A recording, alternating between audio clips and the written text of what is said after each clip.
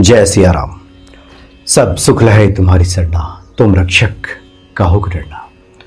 बाबा नीम करोली जी महाराज अपने भक्तों से कहते थे कि शुभ कार्य की इच्छा को भयवश दबाना नहीं चाहिए।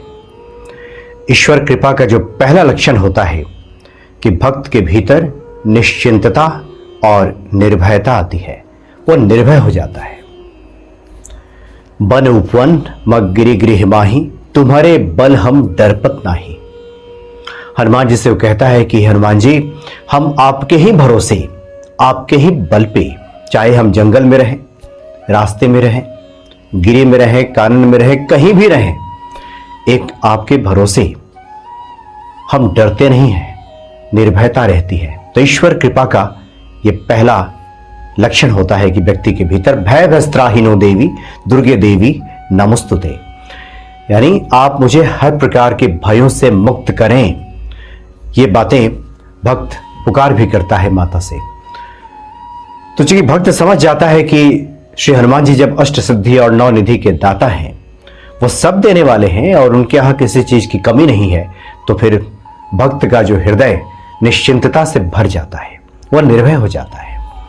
और यहीं पे जिसको इंग्लिश में कहते हैं कि लॉ ऑफ अट्रैक्शन, यानी आकर्षण का सिद्धांत काम करना शुरू कर देता है। फिर ये पूरी सृष्टि आपके साथ लयबद्ध हो जाती है, तालमेल करती है, और जो भी आपका प्राप्य है, जो आपको मिलना चाहिए, वह सब दिलाने के लिए संकल्पित हो जाती है। इस विषय पे आगे हम बात करेंगे, लेकिन आज बाबा जी के एक अलौकिक प्रसंग की हम चर्चा करने जा रहे हैं। अलौकिक यथार्थ में इस बात का जिक्र किया गया है कि एक बार की बात है कि सिद्धि मां नैनीताल से 5-6 महिला भक्तों के साथ बाबा के दर्शनार्थ दर्शन करने के लिए कैंची के आश्रम पहुंची। उन्हें जानकारी मिली थी कि बाबा कैंची में विराजे हैं, तो कैंची में वही बाबा का हम आशीर्वाद ग्रहण करेंगे।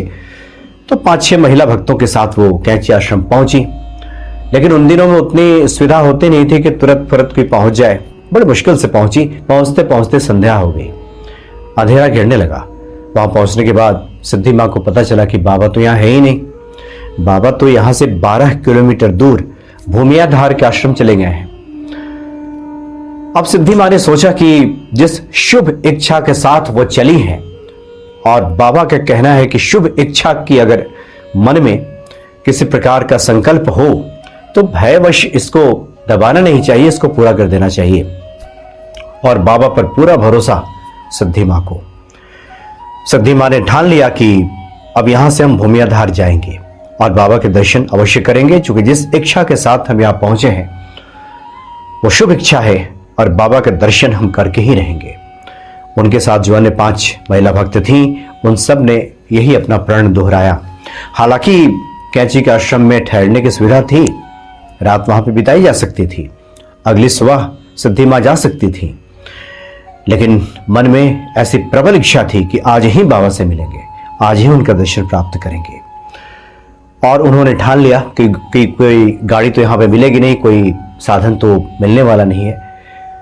12 किलोमीटर की पर्वतीय रास्ता है ये, और अंधेरा, गुप्त अंधेरा, खतरा भी हो सकता है, चोर उचक्के भी हो सकता है कि रास्ते मिल जाए। पहाड़ी क्षेत्रों में कुछ इस तरह की बातें आती थी कि छीना झपटी की बातें आ जाती थी, और उस रात्रि में भला कौन गुजरता था? कोई नहीं गुजरता था। उस पर्वतीय दुर्गम रास्ते से सिद्धि मां ने ठान लिया कि अन्य माइयों के साथ, अन्य भक्तों के साथ वो यात्रा करेंगी, और वो निकल पड़ी।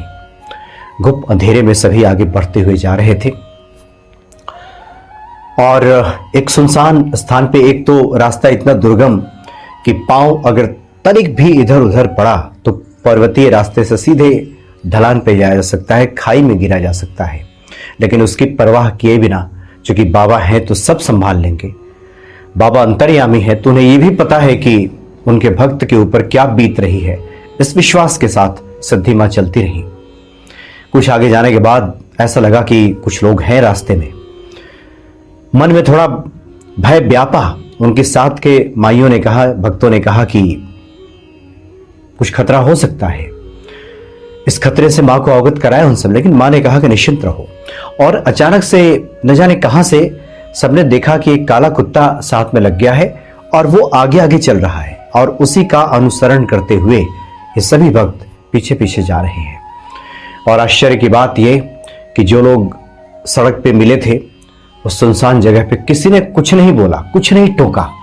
आसानी से ये सभी भक्त वहां से गुजरे, आगे बढ़ते गए और लगभग 5 से 6 घंटा लग गया 12 किलोमीटर की यात्रा तय करने में। रात्रि के लगभग 12 बजे ये सभी भूमि आधार आश्रम वहां पहुंचे। बाबा तो प्रतीक्षा ही कर रहे थे, बाबा तो सब देख ही रहे थे, इस पूरे यात्रा को, इस पूरे घटनाक्रम को बाबा देख रहे थे।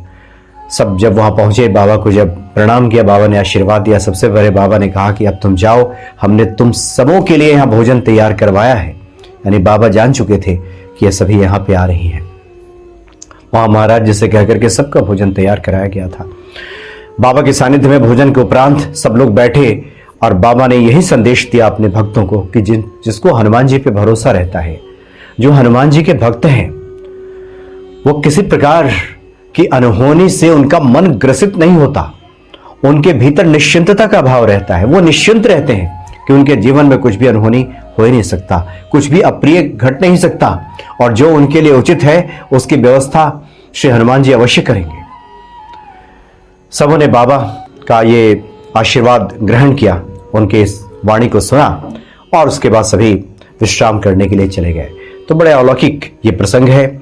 और जब भी भक्त इस कथा को, इस वृतांत को सुनते हैं तो श्री हनुमान जी के प्रति ये भक्ति भाव बढ़ती है, निश्चिंतता का भाव बढ़ता है, और ये जो भरोसा है, ये विश्वास है, भक्ति है, कई गुना और बढ़ जाती है। तो बड़े अलौकिक हैं बाबा नीम करोली जी महाराज। जय सिया राम।